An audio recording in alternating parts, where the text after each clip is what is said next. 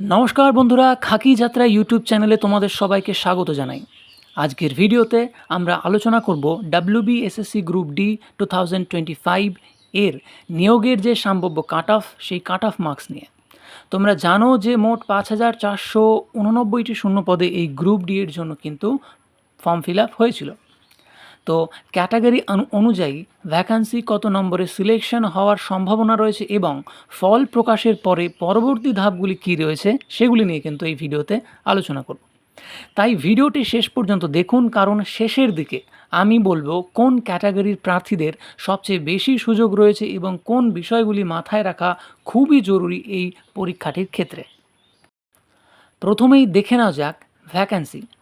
এই নিয়োগে মোট 5,489টি পদ ছিল এবং যেটা ক্যাটাগরি অনুযায়ী যদি তুমি পদ সংখ্যা দেখো, ইউআরএ ছিল 2,225টি, এসসিদের ছিল 1,158টি, এসটিদের ছিল 319টি, ওবিসি এতে ছিল 554, ওবিসি বিতে ছিল 384, ইডব্লিউএসে ছিল 549। দেখো এখানে আমরা দেখছি যে সবচেয়ে পদের সংখ্যা বেশি ছিল ইউআর ক্যাটাগরিতে, তাই এখানে প্রতিযোগিতার সংখ্যাও তুলনামূলক বেশি হয় এবং প্রতিযোগীদের সংখ্যাও তাই বেশি এবং কাট অফও কিন্তু এখানে বা এই শ্রেণীতে বেশি। ঠিক আছে, এসসি ক্যাটাগরিতে উল্লেখযোগ্য পদের সংখ্যা রয়েছে। তো এসসি ক্যাটাগরিতে যে পদ রয়েছে সেই অনুসারে এসসিতে ফর্ম ফিল আপ কম হয় বা এসসিতে কিন্তু তাই কাট অফও কম যায়। তোমরা সবাই এ বিষয়ে জানো।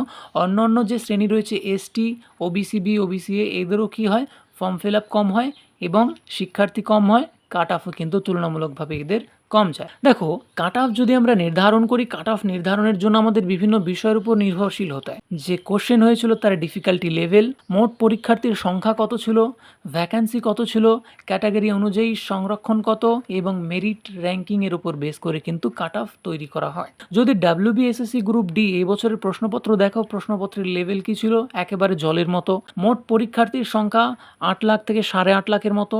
ভ্যাকান্সি সংখ্যা কিন্তু বাড়েনি অনেক দিন, অর্থাৎ 2018 যে রেজাল্ট আসে তারপর থেকে এইটা 2026 চলছে, এখনও পর্যন্ত কিন্তু WBSSC গ্রুপ ডি এর কোনো নিয়োগ হয়নি। সেই লাস্ট 18তে হয়েছে। 18তে যারা চাকরি পেয়েছিল, এখানে যে ফর্ম ফিল আপ হয়েছে তারাও কিন্তু এই পরীক্ষায় ফর্ম ফিল আপ করেছে এবং তারাও কিন্তু এর মধ্যে অলরেডি ইনক্লুডেড। তো কাট অফ মার্ক কিন্তু এর উপরে নির্ভর করে, তাই বুঝতে পারছো যে কাট অফ কত হতে পারে। অবশ্যই কাট অফ বাড়বে, এটা থেকে তোমরা ধারণা করতে পারলে যে কেন বাড়ছে। কারণ দীর্ঘদিন একটা ভ্যাকান্সি আসেনি, অপরদিকে ভ্যাকান্সি না আসায় আর এক তো ভ্যাকান্সি আসেনি, অন্যদিকে দেখো পদের সংখ্যাও কিন্তু বাড়েনি, পদও কিন্তু সামান্য। ওয়েস্ট বেঙ্গলের মতো একটা এত বড় রাজ্যে যদি যথাসামান্য একটা গ্রুপ ডিতে ভ্যাকেন্সি থাকে তাহলে অবশ্যই কাট অফ বাড়বে। কারণ বর্তমানে ছেলেপেলেদের পড়াশোনার প্রবণতা এবং পড়ার যে বিভিন্ন ধাঁচ বদলেছে, সবাই পড়ার পদ্ধতি বদলে, তাই কাট অফ কিন্তু বাড়বে। দেখো ইউআর এর জন্য সম্ভাব্য কাট অফ আমি বলবো 37 থেকে 40-এ, যেটা কিনা আমার প্রেডিকশন অনুসারে গ্রুপ ডিতে হতে পারে। কারণ দেখো প্রশ্ন কিন্তু সহজ হয়েছে, 37 থেকে আমি 40 বলছি, যেহেতু প্রশ্ন সহজ হয়েছে এটা 39 থেকে 40 পর্যন্ত যেতে পারে বলে আমি আশা করছি ইউআর এর ক্ষেত্রে। ওবিসিদের ক্ষেত্রে দেখো 35 থেকে 38-এর মধ্যে থাকবে যত সম্ভব। ওবিসি এই পরীক্ষাতে একটা হয়ে যাবে, অর্থাৎ এবি থাকবে না। তো ওবিসিদের কাট অফ 35 থেকে 38-এর মধ্যে থাকবে। যাদের 36 বা তার বেশি নম্বর রয়েছে তাদের সম্ভাবনা ভালো বলা যায় এই পরীক্ষাটির ক্ষেত্রে। তাহলে 35 থেকে 38-এর মধ্যে যারা রয়েছে তারা সেফ জোনে রয়েছে। 36-এর বেশি যাদের নম্বর রয়েছে তাদের একেবারে প্রবল সম্ভাবনা রয়েছে ওবিসিদের ক্ষেত্রে। এসসি ক্যাটাগরির ক্ষেত্রে যদি দেখো, এসসি ক্যাটাগরিতে 34 থেকে 35 নম্বর থাকলেই যথেষ্ট প্রতিযোগিতামূলক অবস্থানে কিন্তু তুমি রয়েছো। তুমি ইন্টারভিউর জন্য প্রস্তুতি নাও, কারণ পরবর্তী ধাপ হচ্ছে 5 নম্বরের ইন্টারভিউ। তাহলে এসসিদের জন্য সেফ নম্বর আমি কত বললাম, 32 থেকে 36 প্রতিযোগিতামূলক একটা নম্বর এসসিদের ক্ষেত্রে। এসটিদের জন্য যদি তুমি দেখো, এসটিদের বলবো 29 থেকে 33-এর মধ্যে যদি তোমার থাকে তাহলে তুমি সেফ জোনে রয়েছো। যেহেতু পরীক্ষার ডিফিকাল্টি বেশ হয়নি, তাই ইডব্লিউএসের তুমি বলবে 31 থেকে 35। ইডব্লিউএসের কাট অফ কত যেতে পারে আমার মতে, 31 থেকে 35। তাই যাদের 33 বা তার বেশি নম্বর রয়েছে তাদের প্রবল সুযোগ রয়েছে। এর পেছনে কয়েকটি কারণ রয়েছে। প্রথমত, মোট ভ্যাকান্সি যথেষ্ট কম ছিল। দ্বিতীয়ত, প্রতিযোগিতা আগের তুলনায় অনেক বেশি হয়েছে, অর্থাৎ প্রতিযোগীর সংখ্যা বেশি।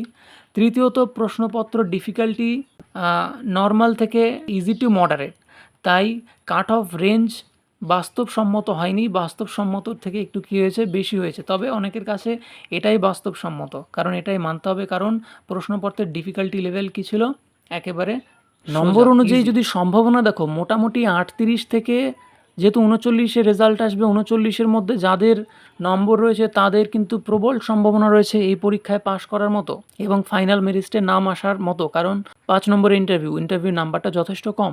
ওবিসি, এসসি এবং ইডাব্লিউএস-এর মধ্যে যদি তুমি থাকো, তাহলে 35 থেকে 37-এর মধ্যে যদি তোমার নম্বর থাকে, প্রবল সুযোগ রয়েছে।